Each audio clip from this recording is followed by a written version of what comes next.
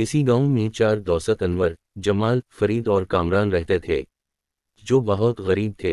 दिन रात मेहनत करते, मगर फिर भी इनकी गुर्बत दूर ना होती थी। एक रोज़ इनके गांव में एक बुजुर्ग आए। इन्होंने चारों दोस्तों की हालत देखी, तवाने तरक्की की दुआ दी और इनसे कहा, अपनी किस्मत आजमाने गलपोर नामी कस्बे जाओ, वहां से तुम्हें इतना कुछ लाम जाएगा कि तुम्हारे हालात बदल जाएंगे।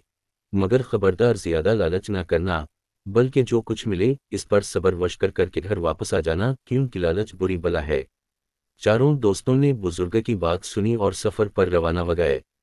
सफर खासा लंबा था। वो आप में बातें करते और एक दूसरे को किस्से कहानियां सुनाते चलते रहे और एक माह में गलपोर पहुंच गए। जहां तांबे की कान थी वहां एक जगह लिखा था, तांबे के जितने सकूं की तुम्हें जरूरत है, ले लो और चले जाओ। अनूर ने अपने दोस्तों जमाल, फरीद और कामरान से कहा, मैं तो यहाँ से तांबे के सके लेकर वापस जा रहा हूँ।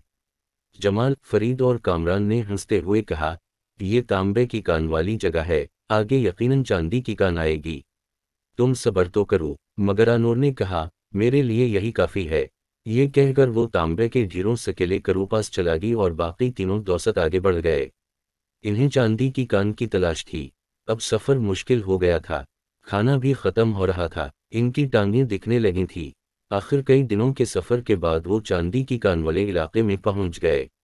वहां भी एक बोर्ड पर वही इबारतें लिखी थी, चांदी के जितने सकूं की तुम्हें जरूरत है, ले लो और चले जाओ।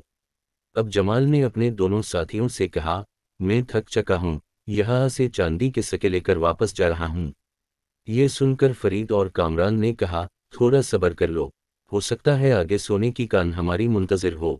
उधर फरीद और कामरान सोने की कान की तलाश में आगे सफर करते रहे।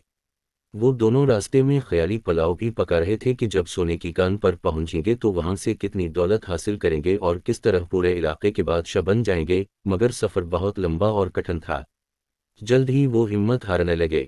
खाना पहले ही खत्म हो चुका था, मगर किसी ना किसी तरह वो चलते रहे और आखिर सोने की कान पर पहुंच गए, जहां फरीद ने कामरान को अपना फैसला सुना दी, मैं अपनी जरूर का सोना लेकर वापस जा रहा हूँ। कामरान ने कहा, मैं तोहिरों की तलाश में आगे जाऊंगा, मेरे लिए ये सोना काफी नहीं होगा। ये सुनकर फरीद ने कामरान से कहा, बेवकूफ़ी मत करो, यहाँ से या आगे के कस्बे से चाहे जितनी दौलत ले लो, मगर घर पहुंचते पहुंचते वो बहुत कम रह जाएगी, रास्ते में भी तो खर्च करनी पड़ेगी। मगर कामरान ना रुका, वो आगे चला गया और फरीद अपनी ज़रूरत का सोना लेकर वापस लौट गया। काफी तवील सफर के बाद कामरान हीरों की कान पर पहुंचा, जहां इसने एक ऐसा आदमी देखा जिसके गले में लोहे की जंजीर पड़ी हुई थी और वो बुरी तरह चीख रहा था। कामरान को देखकर इसने हंसते हुए कहा, आ गया, एक बेवकूफ और आ गया। अब ये जंजीर इस लालची के गले में पड़ेगी। अभी इसने इतना ही कहा था कि इसके गले में से जंजीर निकलकर कामरान के गले में पड़ गई। कामरान ने हड़बड़ाकर की तरफ देखा तो वो आदमी बोला, मैं भी तमधारी तरह हीरों की लालच में यहाँ आया था। मेरे पास बहुत कुछ था, मगर मुझे ज्यादा की हवस थी, उसी लिए मैं यहाँ आ गया और फंस गया। अब मैं आज़ाद हूँ और वतन कैदी। हैर का कोई और लालची यहाँ आएगा तो तुम्हें निजात मिलेगी। ये कहकर वो आदमी वहां से चला गई तो कामरान ने जंजीर समेत वहां से दौड़ लगा दी।